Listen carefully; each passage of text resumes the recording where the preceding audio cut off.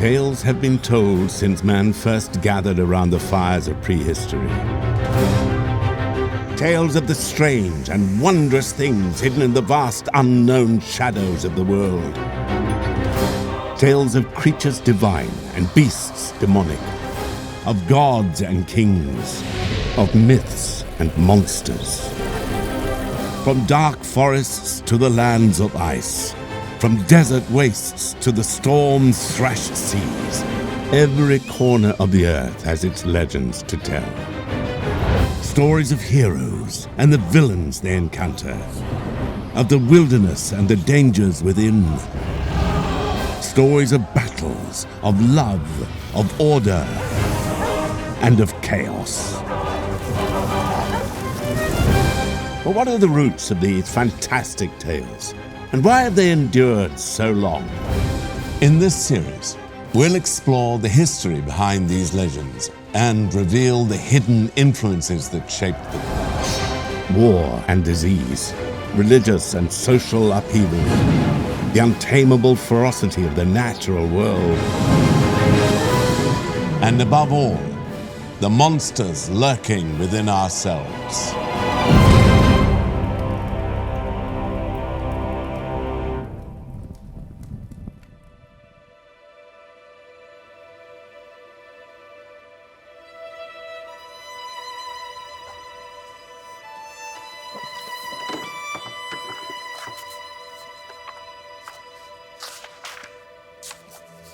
Ivan was alone in the castle.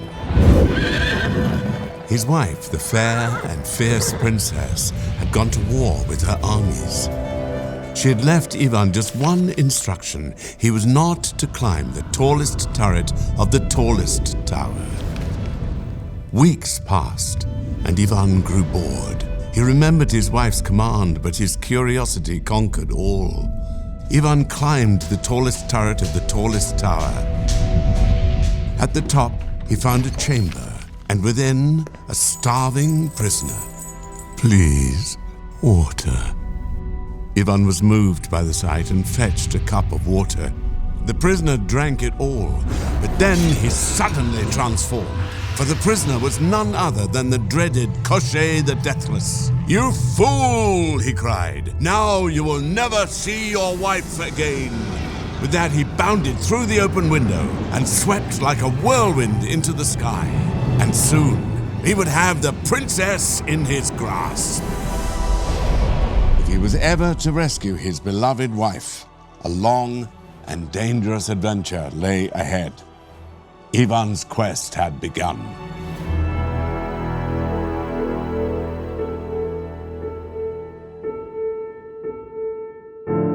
The story of Ivan and Koshchei the Deathless is an old Slavic tale. But all human beings are storytellers. Throughout history and across civilizations, humans have told one another stories. Stories of good and evil, of great deeds and lost causes. Stories of our past, our futures, and who we are now. Stories are a way we explore what it means to be human. We live today in a culture saturated with narrative and story. But in the days before mass media, the internet, film camera, even the printing press, the need for story was no less. When the ability to read and write was given to very few, tales were spread by word of mouth. With each telling, a detail here might change, or something there might be forgotten and replaced with something new. And in this process of mutation, these stories became something else. Something not stemming from one mind or one pen, but something instead that was the product of a collective, of particular people at a particular place and time. They became myth.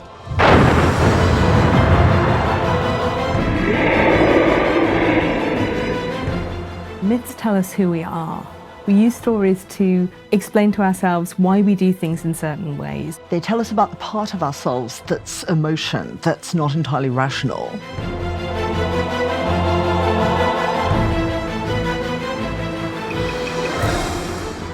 things can happen in myths on a much grander scale. Emotions are heightened, drama is heightened. Myths tell us an awful lot about our desire for justice, the desire for truth, the desire for different sorts of virtues, and about how and why we go on journeys and what we actually do on the journey in order to return home.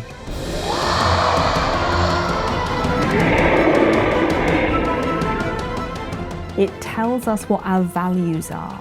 It tells us how we treat strangers, how we treat our family, how we worship the gods, what happens if we don't.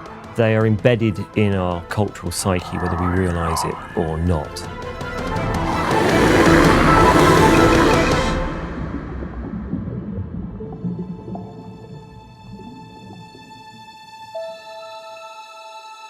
Few myths are more exciting than tales of great heroes and the foes they encounter in their adventures.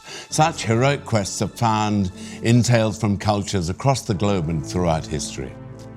But there are often striking similarities between such stories. The mighty warrior who's all but invulnerable to harm, the witches and wizards who help or hinder, the menacing giants, the beguiling temptations, the journeys into dark caves or into the depths of the underworld, all are found in tales from different cultures and different times. But what if there was more to these echoes than mere coincidence? That was the belief of an American mythologist named Joseph Campbell. From an early age, Campbell was obsessed with mythology. As a young man in the 1930s, he spent years examining ancient texts from around the world. It was in this period of intense study that a theory formed in his mind. It was a theory that would make him famous. In the countless stories that he read and analyzed, Campbell thought he spotted something, a pattern.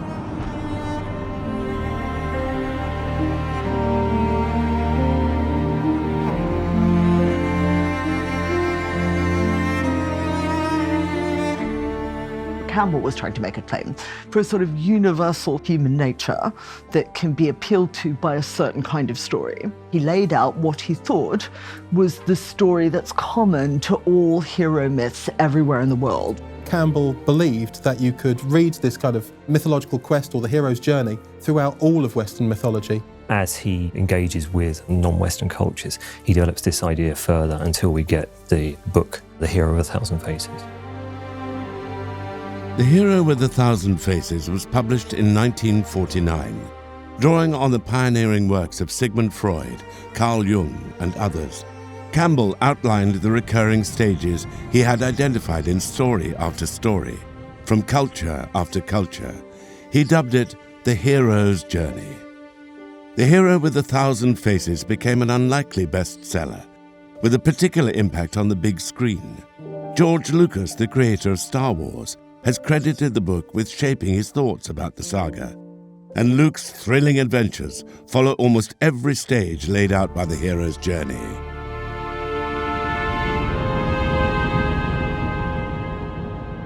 All heroes' journeys begin with the hero at rest in their home culture. So one particular stage is the call to adventure. An outsider figure comes and calls them to adventure, says, "Come on, Luke, you've got to go do something now and help this girl." He embarks on a journey into the unknown, a realm that's usually much more crowded with the supernatural. The hero is tested in these strange surroundings and has to pass various trials in order to continue. Within that realm, he meets various mentors and also various companion figures who become part of a sort of entourage that he travels around with. Typically, he then has a near-death experience type adventure where he plunges down into some kind of abyss. But the hero survives this darkest moment and then achieves perhaps new knowledge or a treasure as a reward. And then he flees, pursued by the enemy. From which he arises transformed, capable of fulfilling the quest on which he started out. There's one final test, and that is often a moment of life or death. The hero has to use all the knowledge that he's gained up until this far to come through that and succeed. The end result is a new world, a new status quo that comes into being.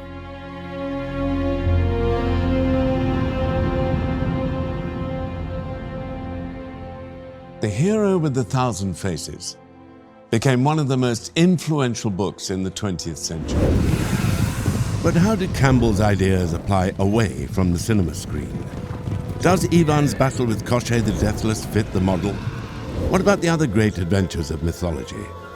Is every hero truly on the same journey? Or is Joseph Campbell's theory just another myth? We begin with Arthur, legendary king of the Britons, and the tale of the greatest quest his knights embarked upon, the quest for the Holy Grail.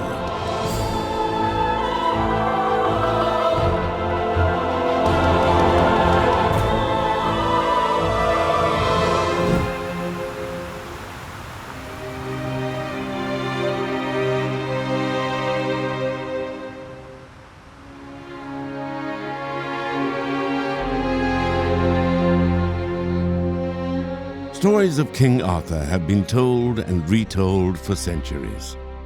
The legendary monarch was raised in obscurity far from court, but he proved his birthright by drawing the sword from the stone.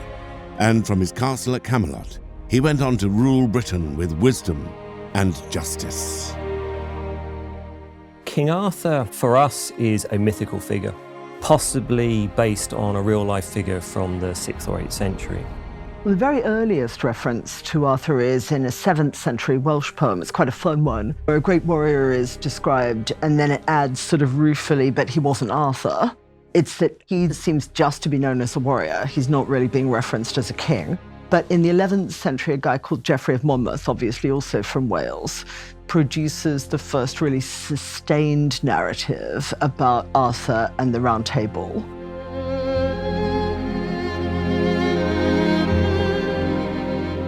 The history of the kings of Britain is a pseudo-historical account of British history, chronicling the lives of its kings over the course of 2,000 years, until the Anglo-Saxons assumed control of much of the island around the 7th century. The problem with the history of Britain is that it's not completely factual. It's a real patchwork of various historical facts, certainly some fiction mixed in. So it's a real melting pot of influences that Geoffrey Monmouth puts into the history of Britain. The Arthur of mythology and the wonderful towers of Camelot stand very much, I think, for a vision of Britain that never existed, but perhaps one that a lot of people wish did exist. It has all the hallmarks of the great epic, boy born in obscurity, magical figures, battles, it has knights, it has romance, it has tragedy as well, of course, and then it has this notion at the end that the king will return. That, I think, is comforting on some level, that in England's greatest need, this epic warrior will return. So whatever you think a perfect king is, that's Arthur. What he's become is a British personification of the ideal king.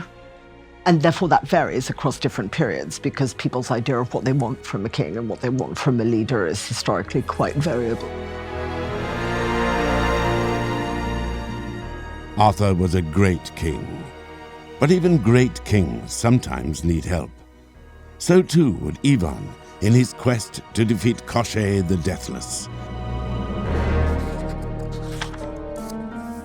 Ivan journeyed on through forests and valleys until one day he came upon a wondrous palace hidden among the trees.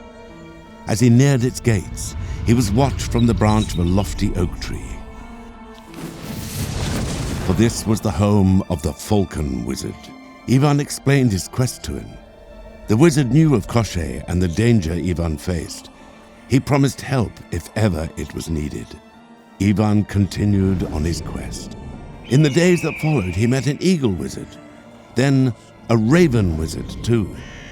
Both made the same promise to Ivan. He would need all their help to succeed in his quest and rescue the lost princess. Heroes cannot do it all alone. Sometimes they will have to rely on the wisdom and aid of others to triumph. And sometimes these helpers are in disguise, sometimes they possess magical powers, and sometimes they go on to become as famous as the heroes themselves.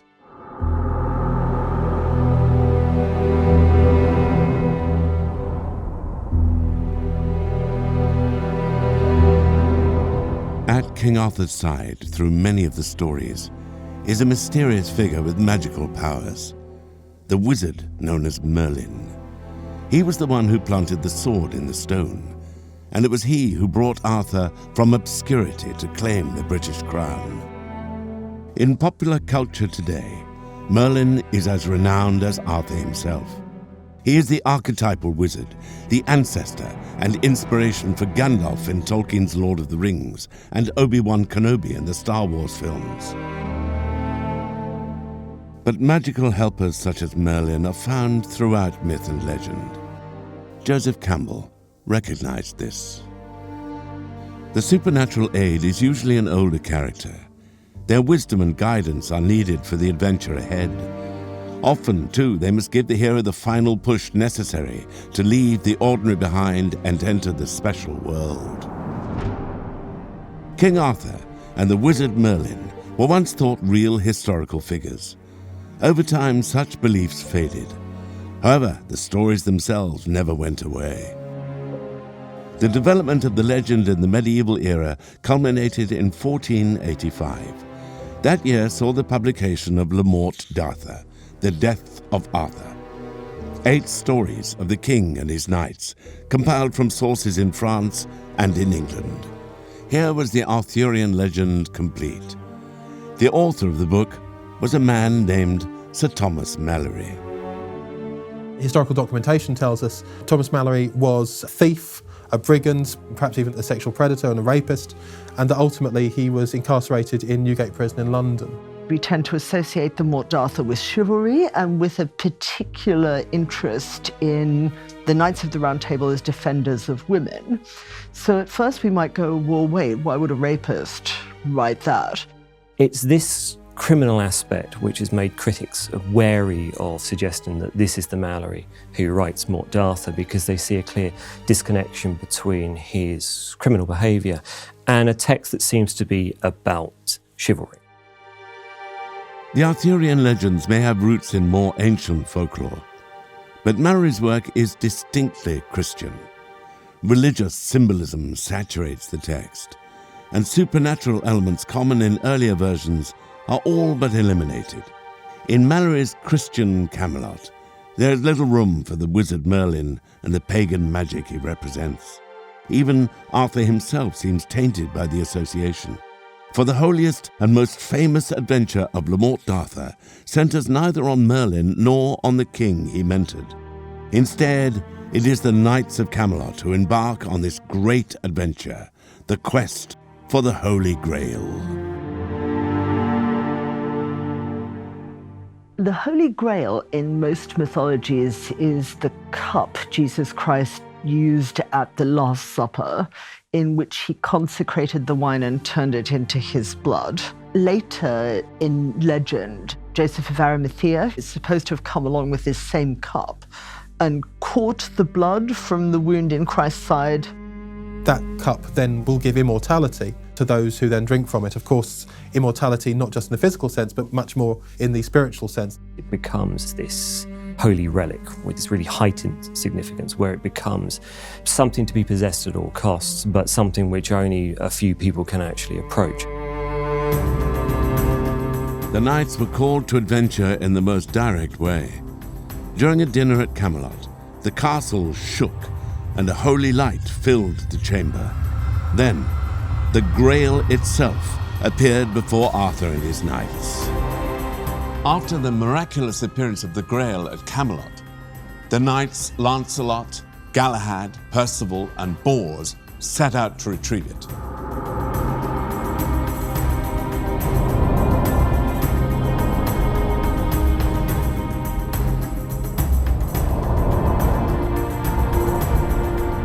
Arthur mourned their departure.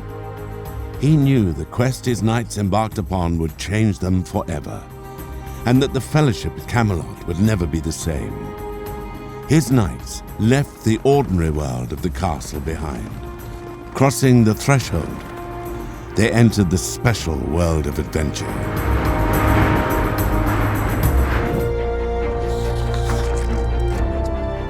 Ivan had found his captive wife at last, but the demon holding her was too fast. Try as he might, Ivan could never catch them. Koshchei the Deathless had a magical steed whose legs outpaced the wind.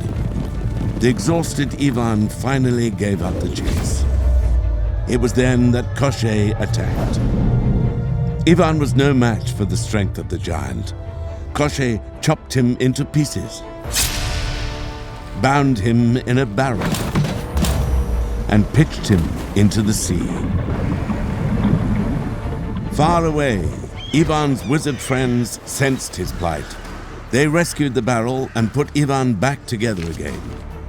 He could never outpace Koshchei, they said, not without a magical horse, and those could only be found beyond thrice 9 lands and a river of fire, at the home of the Baba Yaga. His quest was far from over. But at last, he knew how he could save his beloved wife and defeat the demonic giant. For a hero like Ivan to succeed, he must overcome a series of often dangerous tests. Joseph Campbell called this stage the Road of Trials. Here, these perilous, for an audience, exciting encounters challenge the hero, who is often aided by magical helpers or thwarted by new enemies. But with every victory and setback, our hero is learning and preparing for greater tests to come.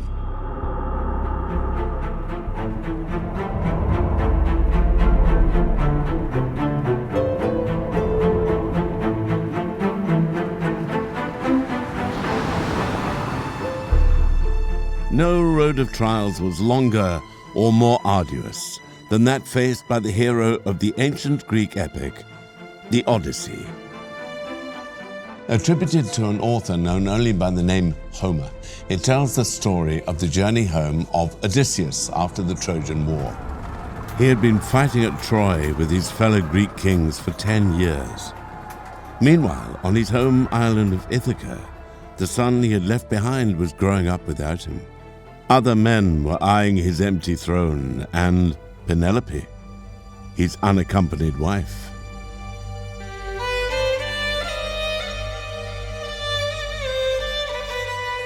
Odysseus was the king of Ithaca, and he was known as being a very important hero during the Trojan War. He was the person who came up with the plot to get inside the walls of Troy with the Trojan horse, and was mainly known for his intellectual skill. Odysseus is best described by Homer's opening line on him, the man of many minds, the man with the really rich inventive brain. Odysseus was at war for a decade. Getting home, however, would take just as long. Such an extended journey was not Odysseus' intention, of course. He had planned to sail straight back home across the sea to join his wife and son in Ithaca. But as was often the case in the tales of ancient Greece, the plans of mortal men were at the mercy of unpredictable and often vengeful gods.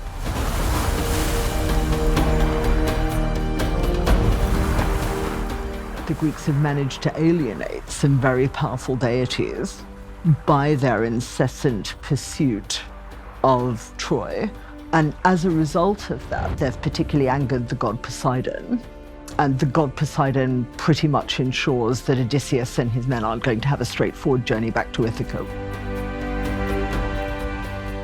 One of the people he met on his journey was the Cyclops Polyphemus. And this is where the trouble starts. He and his men are captured by the Cyclops, who's a big scary giant with one eye in the middle of his forehead. He starts eating Odysseus's men one by one, and eventually lets them go by mistake because Odysseus tricks him. But then it turns out that the Cyclops is the son of Poseidon. Poseidon essentially is very offended at the outrage that's been done to his son and dogs Odysseus' steps all the way home. Odysseus' journey became a lot more difficult. On his road of trials, he encountered hideous monsters, ravenous cannibals, a deceitful witch, together with all the wild and strange furies of the sea. Among them, of course, the beguiling but deadly sirens. These mysterious creatures lived in a meadow on a tiny island. Singing out to the ships that passed, they lured countless men to their shores, never to leave again. Odysseus knew all this, but wanted to hear their song all the same. He ordered his men to stop up their ears with wax and tie him to the mast. No matter how he pleaded, the men were not to release him, and they were not to stop rowing. Homer doesn't tell us what the sirens look like. There's no physical description in Homer at all, until you hit some point in the medieval period, where suddenly you start getting many more illustrations of sirens as half woman, half fish. When we think about how it is to live a life that's dominated by the ocean and by voyaging and by the physical apprehension of just how alien the ocean is, we want to put some flesh on that, to tell a story about that, to tell a story about our fear and our longing. And to do that, we create something that's part ocean and part us, and that's the mermaid. Mermaids date back to the Assyrian cultures of 1000 BC, but are common to folklore around the world. They are usually depicted as young and beautiful. However, much like the sea itself, mermaids can help or hinder. The Little Mermaid by Hans Christian Andersen is a story of the kinder sort. Published in 1836, the book tells of a young mermaid who saves a human prince from drowning. Falling in love, she trades her beautiful voice to a sea witch for a potion which transforms her into a human. But winning the prince's heart proves far from easy. Andersen's kind heroine is unlike many other mermaids, however. In British folklore, the creatures brought bad luck and were said to taunt sailors in doomed ships. Slavic mermaids were also dangerous. They were called Rusalkas and were the spirits of the unhappy dead. Beautiful and damned, they lured young men into the waters to drown beside them. Worth remembering at this point that hardly anyone could swim in the pre-industrial world. Therefore, all cultures produce this phenomenon of terrifying emanations that represent death at sea. People tend to imagine sailors loving the sea. Actually, they don't, and all the folklore shows they don't. They distrust it, and they find it terrifying and unpredictable and scary. This is way before we've got electronic navigation. This is in the early days of shipfaring, where you have to stay close to the shore because if you get too far out, you're in trouble. It's well worth remembering how horribly physically impossible long voyages were in the past. So if you were at sea for more than 3 or 4 weeks, scurvy would have started to set in. And scurvy affects your mental processes. It makes you hallucinate, makes you see things that aren't there, makes you interpret what you see in frightening hallucinogenic type terms.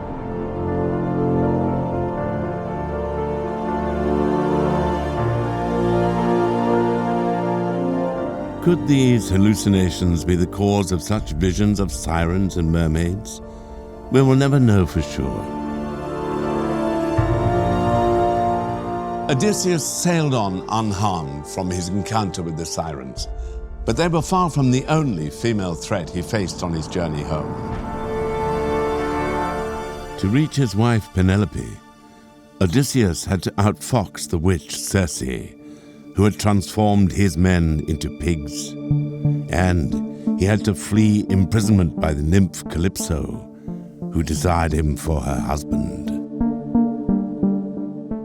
The threat from a lot of the female antagonists that Odysseus encounters is they set up rival places to dwell. The fact it takes him so long to wrench himself away from Circe, the fact he has to endure staying with Calypso, all reinforces just how much that nostos, that return home, is so important. Of course, Penelope is being constantly hounded by different suitors at the court. So I think there's a mirroring effect there, is that when Odysseus is moving through his journey, of course, he's then got to also be assailed by these various women.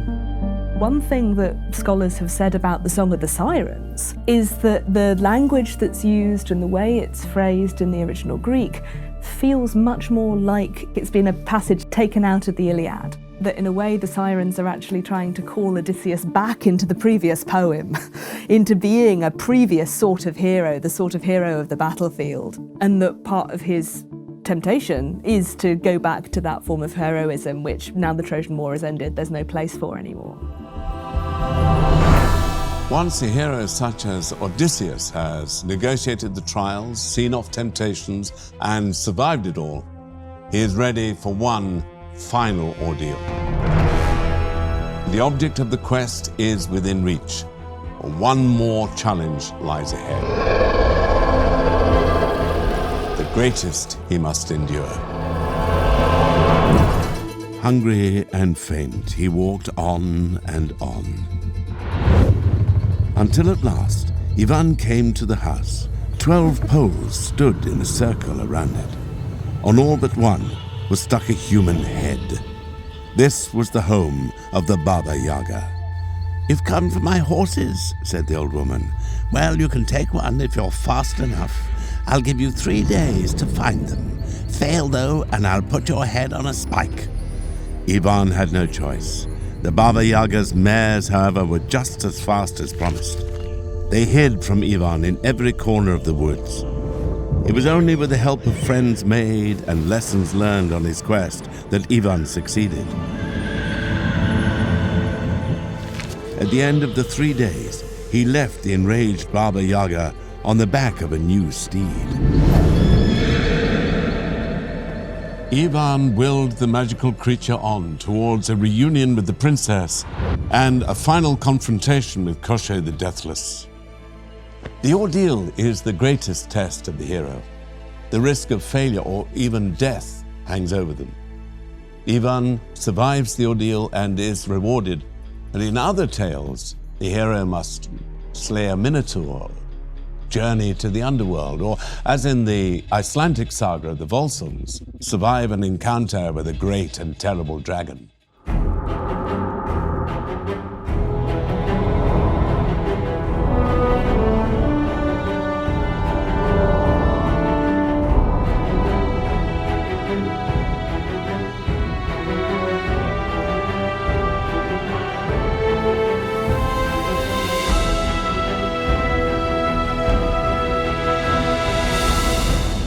The Volsunga saga dates back over 1,000 years.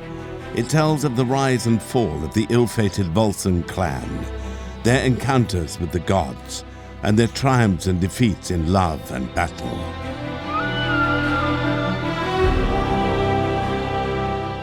Volsung Saga began as a series of separate tales that told individual high-born families of their associations with a heroic past. The earliest evidence for the saga are from the 7th and 8th century. We know these stories are being told even around the year 1000 because there are runestones in Sweden. The culture of the states that produced Volsung Saga, it's a culture of warriors, it's a culture of voyagers, it's a culture that hugely privileges male adventurousness and male willingness to take enormous risks, and therefore it produces a hero that's also very extreme. This hero was Sigurd. His father had been killed in a battle with the god Odin, so the young Sigurd was raised by a dwarf master blacksmith named Regin. Sigurd is someone that medieval audience could aspire to be like in terms of his humility and his wisdom.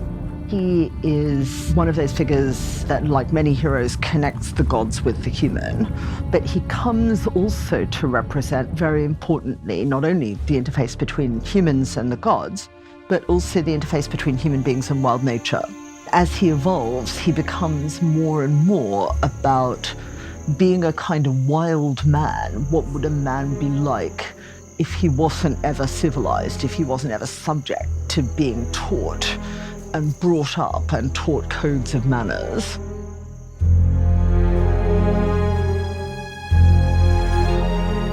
The villain facing Sigurd in the Volsunga saga is a creature named Fafnir. Fafnir was the brother of the dwarf Regin, but his lust for gold corrupted him. He murdered his father and stole the family treasure. Obsessively guarding this vast trove deep in the mountains, over time he transformed into a dragon.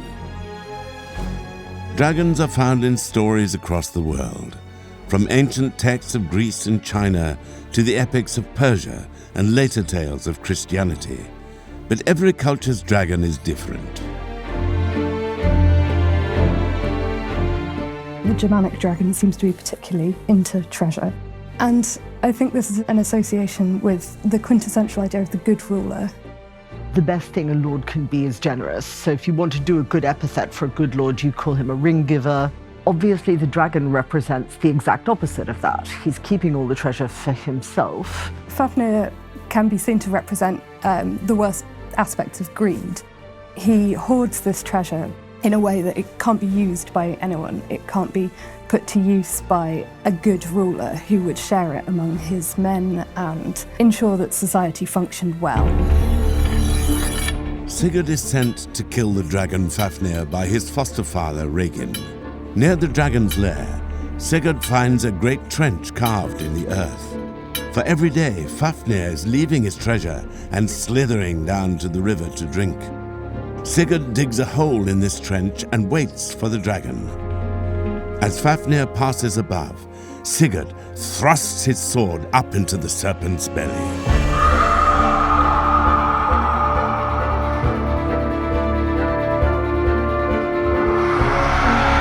Fafnir is defeated, but it is not the treasure alone that Sigurd wins.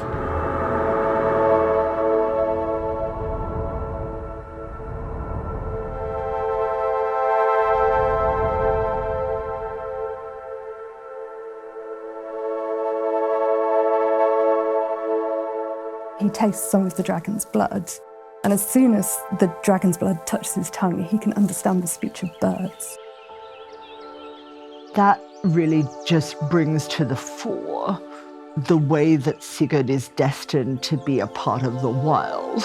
It enables him to live in the wild as if it were his society. The reward quickly proves useful. Birds are chattering in the trees above.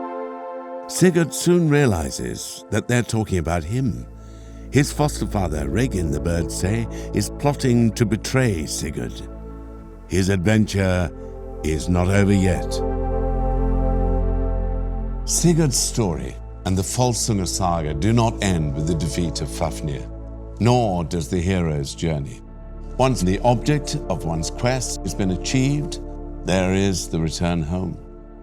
And coming back can be as adventurous and as dangerous and as thrilling as setting out in the first place. Ivan and the princess raced away from Koshchei. The demon, however, was close on their heels. But Ivan would not be defeated this time. Just as Koshchei was closing in, Ivan swung his club high and hard. Koshchei the Deathless was dead. Ivan's quest was at an end. His beloved wife was safe at last. The giant's body burned on a pyre. As Koshchei's ashes scattered to the winds, Ivan and his princess returned on their magical steed to the castle in the woods. There they ruled in peace and happiness forevermore.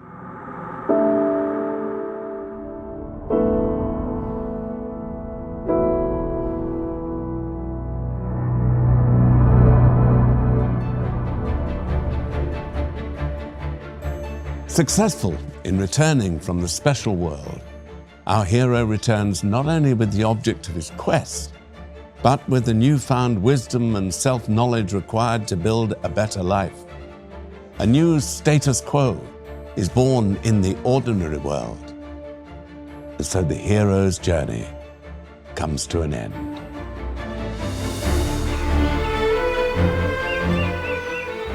Several decades have passed since Campbell first outlined his theory. Storytellers from Hollywood and beyond continue to be inspired by it. and it's helped shape modern thinking about the origin of myth. But Campbell is not without his critics. Scholars continue to debate the merits of his theory, and there are many other lenses through which to examine mythology's roots and meaning. All these mythologies were developed by societies for a really wide variety of different purposes, other than simple entertainment. They were often developed to teach people very complex moral lessons about being members of particular cultures. When we're thinking about myths, we do have to look at the particular culture they've grown out of, because they do tell us something about the nationalistic background or the cultural background of these particular indigenous peoples. If you look underneath and pay attention to the cultures themselves and start looking at the context and the broader world they live in, they're just far more interesting.